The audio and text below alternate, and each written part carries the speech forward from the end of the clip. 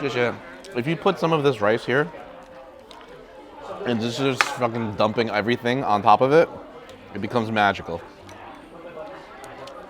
People frown at me for doing this, but I don't give a shit.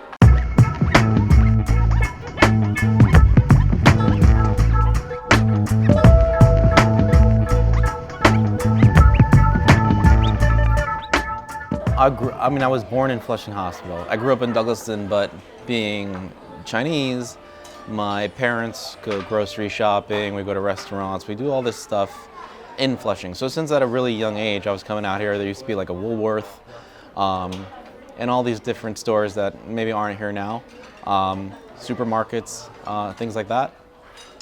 So that's what we would come out for. And that was like when I was a baby, when I was a little child.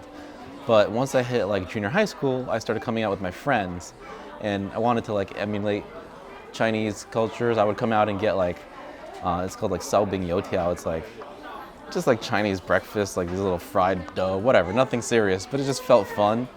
And we just kind of just hang out with our friends and just be teenagers. So I know a lot of the community from before that were just my friends, like my high school friends. Right. And then from then, I just kind of stayed here. So I know like a lot of the workers in the stores. I know like the manager of the stores. So yeah, I've been here like my whole life.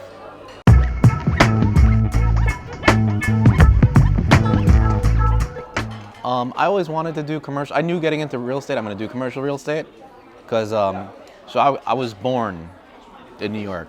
Right. And since I was like a little kid, I always say 5 years old, probably older than that. Like I have an older brother, he's 6 years older than me. Right. For the longest time, I was going to be a trader at Goldman Sachs when I was a little. It's like the dream of a New York City kid, Right. So as I got older, like my grades were shot because I never went to class. But I always wanted to do finance, but I couldn't get into like B school finance. And by the time I graduated college, no one was making that kind of money in Wall Street anymore. So I got screwed. So real estate to me has always been an iteration of business where I'm not going to get into. I used to do manufacturing, so like and I fell in love with like solid actual products you could hold, and finance because it's like part of someone's portfolio. Right. So for me, this isn't like let's do real estate because it's fun or whatever. It's like this is me doing my version of finance right now.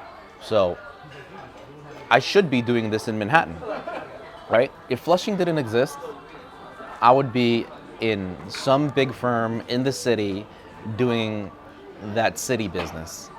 But it just so happened that, Chinese people in the past 10 years just got a shitload of money. And it comes in through Flushing, right? Yeah. There's plenty of different stuff that goes on in here. This has bones. This has like peppers inside, but it's all good.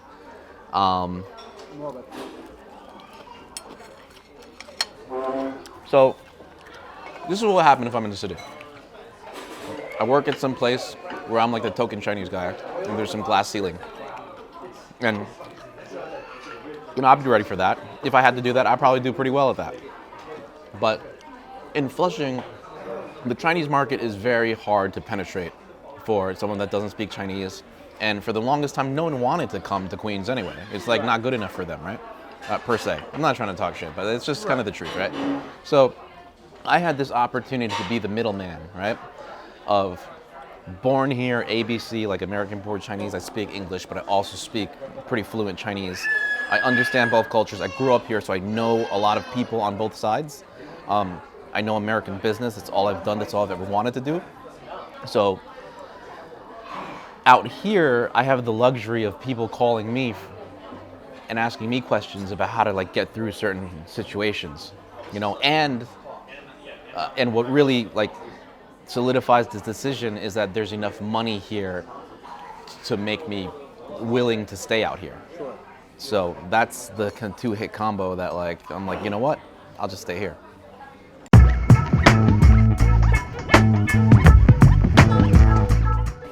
So if you're doing just like side streets of like random areas, the price points are too low. And the owners are too difficult to deal with because they're not used to like what we'd call a full commission, Right. which is like what you would get in Manhattan and everyone's just kind of used to paying it, right? So people don't want to come out here, but there's certain areas like Flushing, Long Island City, even the Bayside and Bell Boulevard, and like all these other areas, like, I mean, the deals aren't small, and the bigger deals are still very big, right? So if you could get into that market and serve it well, you know, you could do well for yourself. And then there's the issues with dealing like owners that don't like pay market pricing, and I don't see that as an issue per se, right? Right. I never got into real estate as like a real estate agent, and then you have a broker, and they're like, you gotta take the 3%, and if it's under 2.5, we're not gonna take it, or you have to sign X amount of months or whatever. You know, those are just like agents learning how to be agents, and they're trying their best. But I've always approached this as a businessman.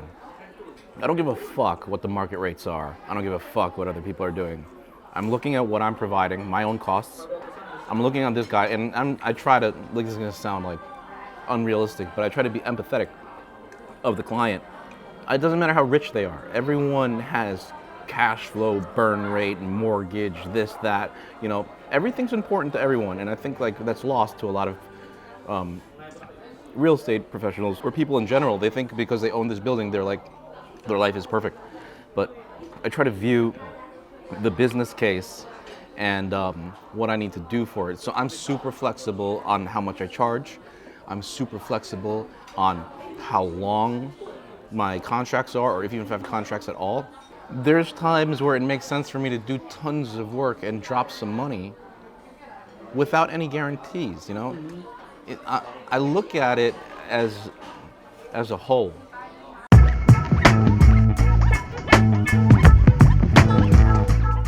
The specific goals for Project Queens this year is to be the #1 leasing company in Queens for the year.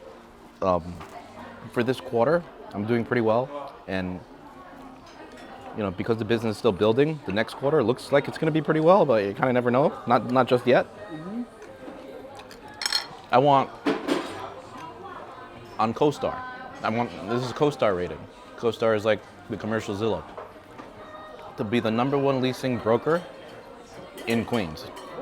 Next year, I want to translate that to be the #1 leasing brokerage, not just my production, but the company as a whole in Queens. I want my internal systems, my staff, my marketing, my sales, my third-party contracts, like with you, AttentionSpark for the videos, right?